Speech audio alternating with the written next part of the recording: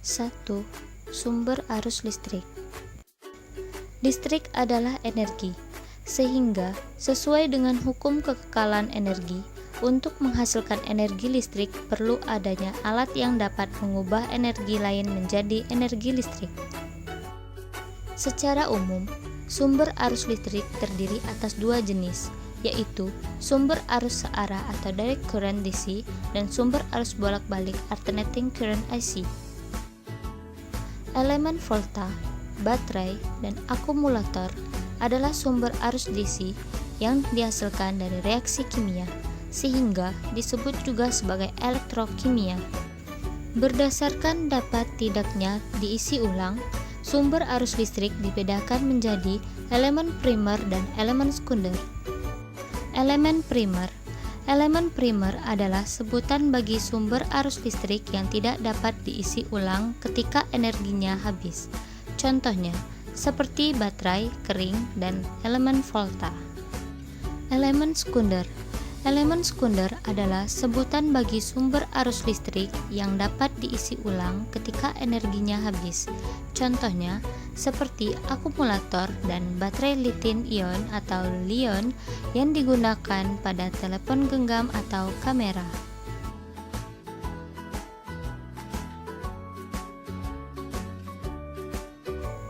Bagaimanakah cara membangkitkan energi listrik yang biasa kita gunakan dalam kehidupan sehari-hari?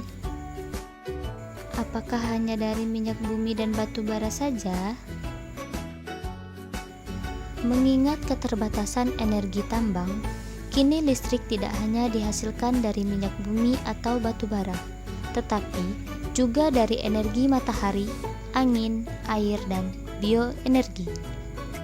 Sumber-sumber energi tersebut merupakan energi alternatif karena ketersediaannya di alam yang dianggap sangat melimpah atau tidak akan pernah habis jika digunakan. Energi matahari merupakan sumber energi terbesar dan paling melimpah. Melalui penggunaan panel surya, energi matahari dapat diubah menjadi energi listrik. Energi yang diperoleh saat matahari bersinar terang akan disimpan dalam baterai agar dapat digunakan saat cuaca mendung atau bahkan malam hari. Pada saat cuaca mendung, energi listrik yang diperoleh tidak dapat dihasilkan secara maksimal. Penggunaan energi surya di Indonesia diterapkan dalam dua macam teknologi, yaitu teknologi energi surya termal dan energi surya fotovoltaik. Suhu yang tinggi dari energi surya termal digunakan untuk memasak atau kompor surya, mengeringkan hasil pertanian, dan memanaskan air. Energi surya fotovoltaik digunakan untuk menghasilkan listrik yang nantinya dapat digunakan untuk menyalakan lampu, memutar pompa air, menyalakan televisi, dan sebagai energi alat telekomunikasi.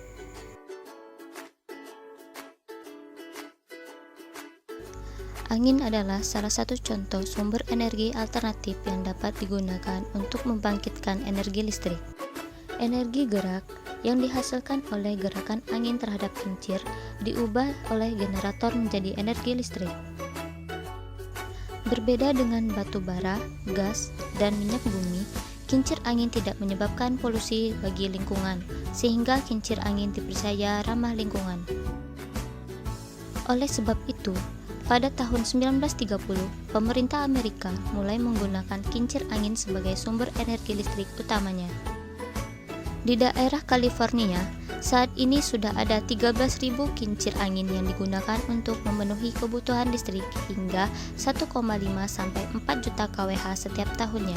Ini berarti setiap kincir angin digunakan untuk menyuplai kebutuhan listrik 150 hingga 400 rumah.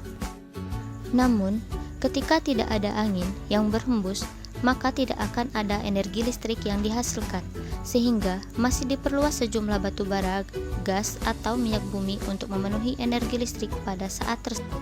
Tidak kalah dengan California, Indonesia telah membangun beberapa unit kincir angin di Yogyakarta dengan kapasitas masing-masing 80 kW dan menargetkan pembuatan pembangkitan listrik tenaga baru atau PLTB yang mampu menghasilkan 250 MW pada tahun 2025.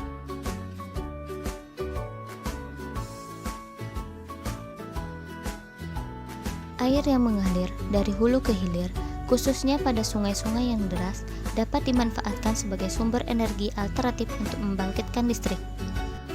Arus air sungai tersebut dimanfaatkan untuk menggerakkan turbin yang terhubung pada generator sehingga energi listrik dapat dihasilkan. Banyaknya sungai dan danau air tawar membuat Indonesia membangun banyak pembangkit listrik tenaga air atau PLTA di seluruh wilayahnya. Potensi tenaga air di seluruh Indonesia diperkirakan sebesar 75.684 MW, tetapi yang sudah dimanfaatkan masih 100 MW dengan jumlah pembangkit sekitar 800 buah. Salah satu contoh PLTA yaitu PLTA Karangkates yang ada di Kabupaten Malang, Provinsi Jawa Timur.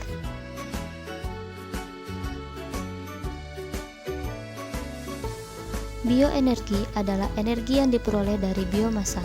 Biomasa merupakan bahan organik yang berasal dari makhluk hidup, baik dari tumbuhan maupun dari hewan.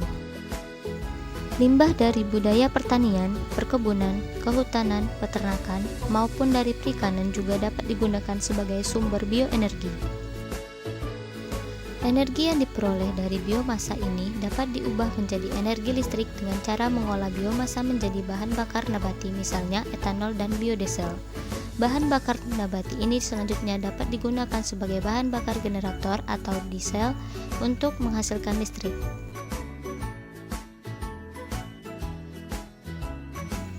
Transmisi listrik jarak jauh dilakukan dengan menaikkan tegangan listrik. Jika tegangan listrik untuk transmisi jarak jauh rendah, maka arus listriknya akan menjadi besar sehingga diperlukan kabel yang besar dan banyak energi yang terbuang menjadi kalor saat listrik disalurkan dari PLN ke rumah-rumah. Namun, dengan tegangan yang tinggi, arus listrik akan kecil sehingga kabel listrik yang dibutuhkan kecil dan tidak terlalu banyak energi yang terbuang. Agar tegangan listrik dari PLN dapat dinaikkan, maka diperlukan transformator step up. PLN memproduksi listrik dengan tegangan sebesar 10.000 volt, sehingga perlu dinaikkan menjadi sekitar 150.000 volt. Transmisi energi listrik dengan tegangan sebesar ini dilakukan dengan menaikkan kabel pada gardu-gardu listrik yang tinggi, agar aman bagi penduduk. Pada transmisi berikutnya digunakan transformator step down untuk menurunkan tegangan hingga menjadi 220 volt sehingga dapat langsung didistribusikan ke penduduk.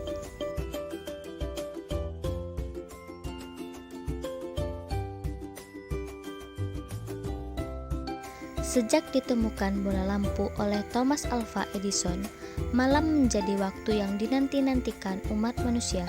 Salah satunya karena keindahan lampu-lampu yang sekaligus menjadi hiasan malam hari.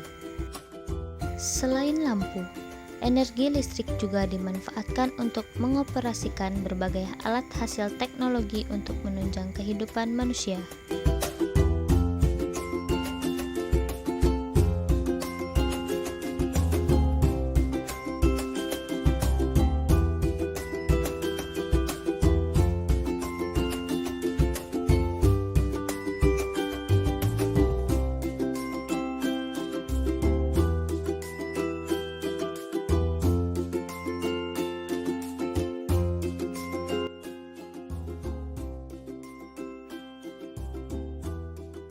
Salah satu upaya untuk menghemat energi listrik adalah dengan menggunakan energi listrik seperlunya atau mengganti peralatan listrik dengan peralatan berdaya lebih kecil.